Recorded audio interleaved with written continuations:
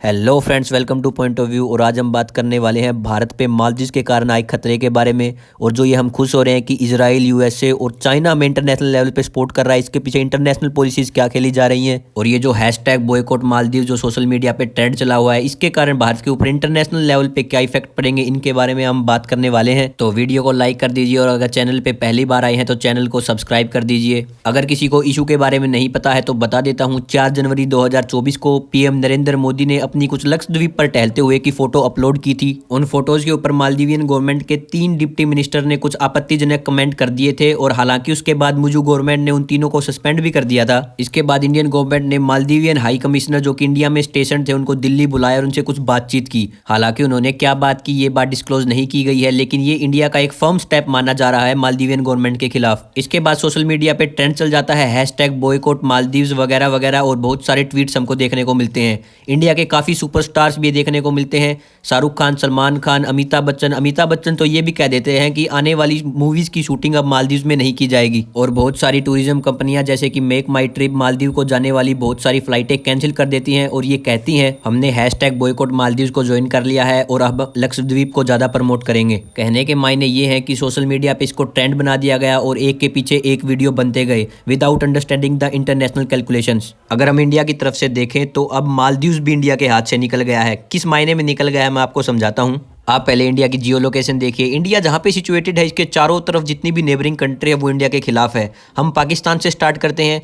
पाकिस्तान तो हमारा कट्टर दुश्मन था ही, उसके ऊपर अफगानिस्तान है, उसके अंदर अब तालिबान की गवर्नमेंट है जो कि बिल्कुल भी ट्रस्टेबल नहीं है। और इस साइड है चाइना। मेन प्रॉब्लम ही इंडिया की चाइना है। इधर दिख रहा है नेपाल बिल्कुल बिन पेंदी का लोटा है, कभी चाइना की तरफ हो जाता है कभी इंडिया की तरफ। जो भी ज़्यादा प्रोजेक्ट्स डेवलपमेंट देने को देते हैं ये उन्हीं की तरफ बोलना शुरू कर देते हैं।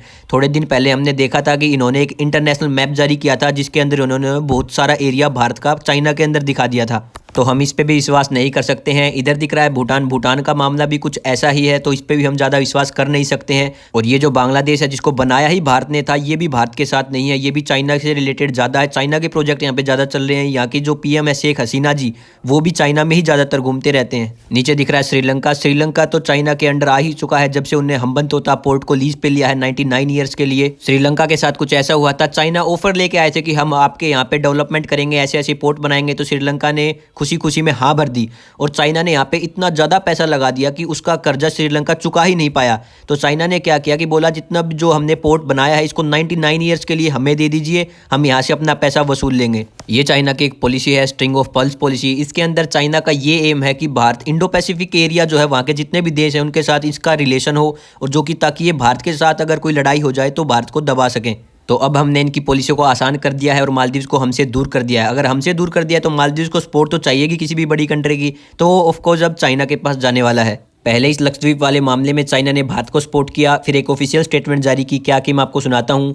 We firmly opposes the external affairs in internal affairs of Maldives and support the island nation in upholding its sovereignty and independence. कुल मिला के ये कह गए कि भारत को मालदीव्स के इंटरनल अफेयर्स में इंटरफेयर नहीं करना चाहिए। और इन्होंने कुल मिला के मालदीव्स का सपोर्ट पाने के लिए ही ऐसा किया है और ऐसा ही हुआ है। मालदीव के प्रेसिडेंट मोहम्मद मुजू 5 दिन के चाइना दौरे पर थे और आते ही उन्होंने एक ऑफिशियल स्टेटमेंट दिया है कि that India don't have licence to bully us. ये स्टेटमेंट उन्होंने इसलिए दी है क्योंकि सोशल मीडिया पे बहुत ज़्यादा हैशटैग बॉयकॉट मालदीव्स हो रहा है और बहुत ज़्यादा मालदीव्स को लोग बुली कर रहे हैं। तो अब as a responsible and educated citizen, क्या आपको लगता है कि हमें हैशटैग बॉयकॉट मालदीव्स के नारे को आगे बढ़ा के जाना चाहिए, या फिर आपको लगता है कि हमें इसे बंद कर देना चाहिए? अपना पॉइंट ऑफ व्यू जरूर दे कमेंट सेक्शन में। और ऐसे ही अजब गजब वीडियोज़ के लिए जुड़े रहे हमारे चैनल पॉइंट ऑफ व्यू के साथ।